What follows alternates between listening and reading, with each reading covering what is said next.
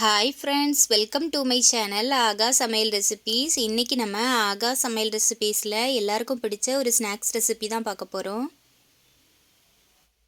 வண்டிக்கடை சுண்டல் மசாலா எப்படி செய்கிறதுன்னு தான் பார்க்க போகிறோம். வாங்க ஃப்ரெண்ட்ஸ், வீடியோக்குள்ளே போகலாம்.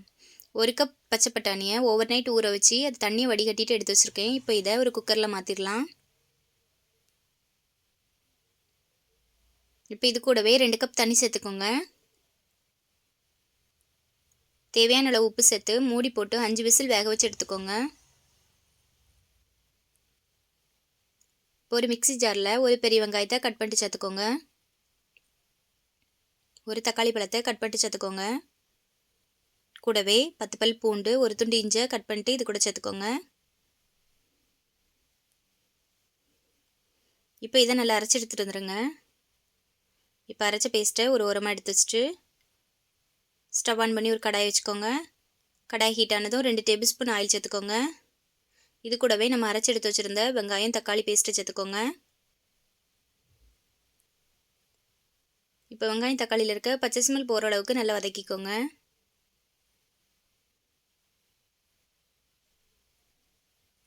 இப்போ வெங்காயம் தக்காளியில் இருக்க பச்சை ஸ்மெல்லாம் போய் நல்லா வதங்கி வந்திருக்கு.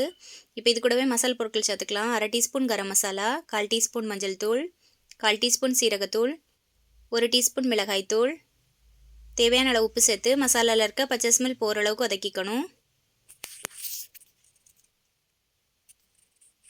இப்போ இது கூடவே நம்ம வேக வச்சு எடுத்து வச்சுருந்த பச்சை பட்டாணி சேர்த்துக்கோங்க.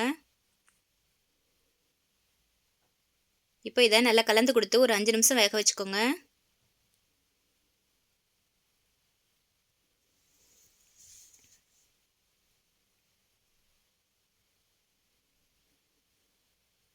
இப்போ 5 நிமிஷத்துக்கு அப்புறமா நல்லா வெந்து ரெடியாகி வந்திருக்கு. இப்போ நம்மளோட வண்டிக்கடை சுண்டல் மசாலா ரெடி ஆயிடுச்சு. இப்போ இதை சர்வ் பண்ணிக்கலாம்.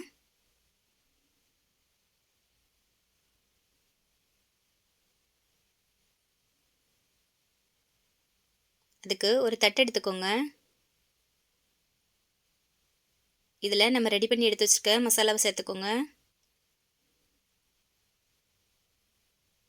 சுண்டல் மசாலா ஒரு 3 கரண்டி சேர்த்துக்கோங்க. இப்போ சேர்த்ததுக்கப்புறமா மேலே கொஞ்சமாக கட் பண்ண வெங்காயம் தூவிக்கோங்க. கொஞ்சமாக துருவின கேரட் தூவிக்கோங்க. கொஞ்சமாக கட் பண்ண கொத்தமல்லி தழை தூவி சர்வ் பண்ணிங்கன்னா எல்லாருக்கும் ரொம்ப பிடிக்கும். உங்களுக்கு இந்த வீடியோ பிடிச்சிருந்தனா நீங்களும் ஒரு வாட்டி இந்த மாதிரி செஞ்சு பாருங்கள். நம்மளோட சேனலை சப்ஸ்கிரைப் பண்ணுங்கள், கமெண்ட் பண்ணுங்கள், ஷேர் பண்ணுங்கள், லைக் பண்ணுங்கள். தேங்க்ஸ் ஃபார் வாட்சிங்.